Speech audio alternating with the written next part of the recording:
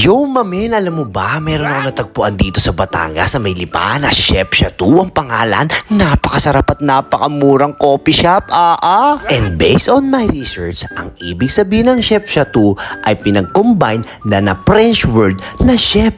At ang meaning nito ay cook and chateau, meaning castle or large country house. Kaya pala napakaganda at napaka-aesthetic, exotic at kakaiba ang mga animals at ang makikita mong lugar dito sa Chef Chateau. Sa sobrang goods at okay nga rito ay pwedeng-pwede ang mga bata rito. Nagkukulitan, nagkakasiyahan at walang humpay na takbuhan. Ay talaga naman. At dahil kakaiba nga ang mga disenyo dito sa Chef Chateau na matatagpuan dito sa Lipa City, Batangas, Philippines, ay na-inspired nga naman talaga sila sa French concept at hospitable chateau. Based on my research nga mga kamangga, ang Chef Chateau ay dating residential. Ika nga, bahay ito at pagkatapos ginawang chapel at pagkatapos nung ginawa siyang restaurant na coffee shop, nakakaiba, exotic at talaga namang napakagaganda ng mga design.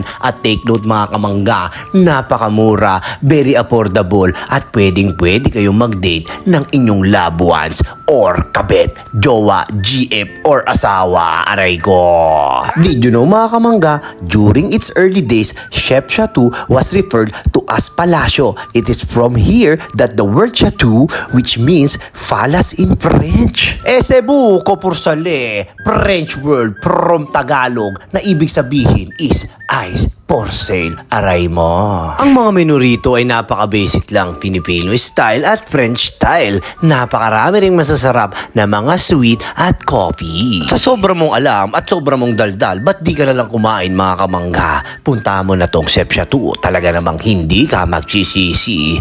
Aray ko. Thanks for watching mga kamangga. Nasayang ko na naman 2 minuto ng buhay at oras at mundo mo. Right.